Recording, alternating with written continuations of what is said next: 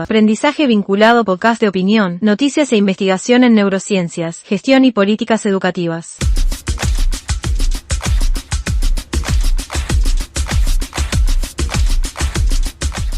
La imaginación ayuda a mantener el equilibrio necesario para los procesos pedagógicos.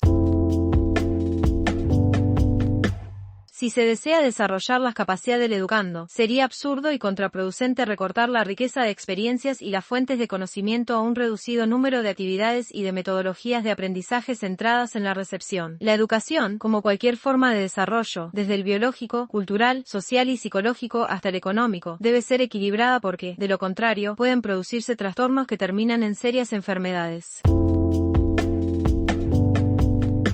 Para Smith y Koslin, una mayor participación de los mecanismos de atención del lóbulo frontal aumenta la eficacia de la codificación. El lóbulo frontal izquierdo sustenta la codificación de palabras y el lóbulo frontal derecho, la codificación de estímulos no verbales. Al parecer, estos procesos de los lóbulos frontales interactúan durante el aprendizaje eficaz con mecanismos de aprendizaje localizados en el lóbulo temporal medial. Esto es, debe propenderse a la utilización de ambos hemisferios a fin de mejorar la atención y el aprendizaje.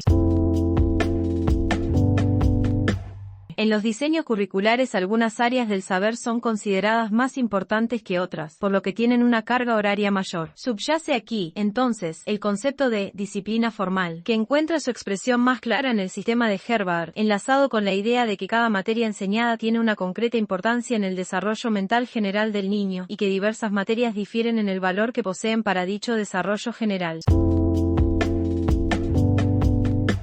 Si se acepta este punto de vista, la escuela tendrá que enseñar lenguas, historia antigua, las matemáticas, por el hecho de que entrañan una disciplina de gran valor para el desarrollo mental general y eso prescindiendo de su valor real, dicen Luria y Vygotsky. Por este postulado de la transferibilidad de los hábitos de pensamiento, disminuye la importancia de otros espacios curriculares.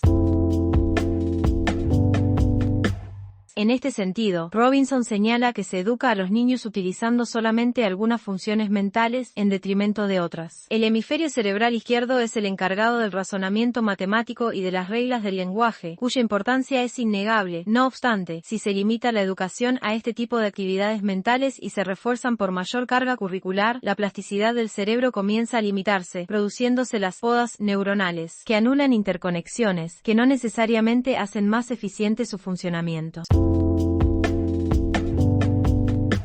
Cuando esta actividad es regular y sistemática produce refuerzos en las conexiones sinápticas, en cambio, el ambiente enriquecido amplía las interacciones neuronales al actuar a nivel límbico. Por otra parte, Gluck informa que, después del apogeo de la sinaptogénesis, el número de sinapsis comienza a disminuir a medida que el cerebro empieza a podar las conexiones innecesarias o incorrectas.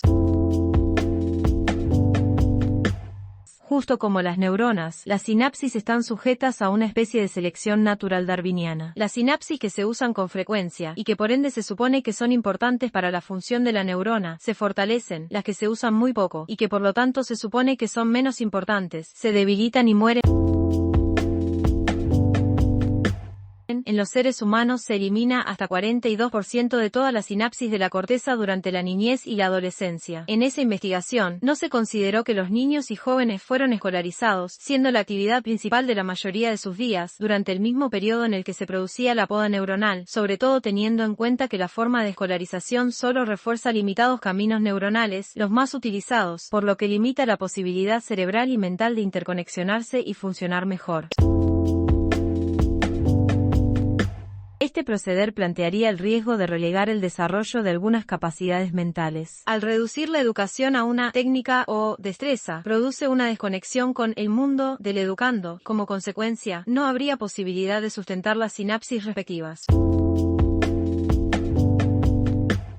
Si se tiende a equilibrar las actividades, experiencias y fuentes del aprendizaje, se logra que las sinapsis queden funcionales o, incluso, a incrementarlas, aumentando por lo tanto la capacidad de relacionar conocimientos, lo que le otorga mayor plasticidad al cerebro.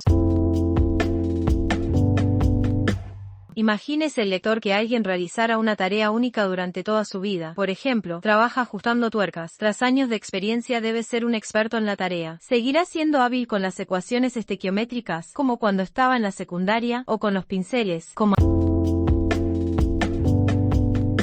escuela. Únicamente en la escuela se relaciona el concepto de tarea o trabajo al aprendizaje. En una etapa marcada con la evaluación y las normas, los docentes deben redescubrir el poder que el juego de representaciones tiene para el aprendizaje.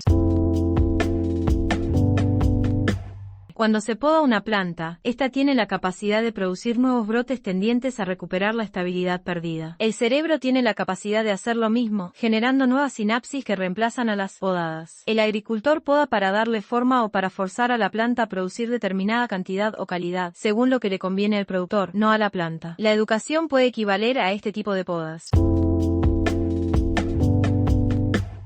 Si el agricultor no sabe podar, si no tiene en cuenta este equilibrio dinámico y las consecuencias de su accionar, la planta suele irse en vicio, quedando muy débil o produciendo madera parásita. El dogmatismo y las estructuras mentales rígidas son buenas analogías de esta madera. Como se señalara, en neurociencias se habla de plasticidad cerebral, que se relaciona con generar nuevas sinapsis, las que requieren el refuerzo de ideas o procedimientos para fijarlos.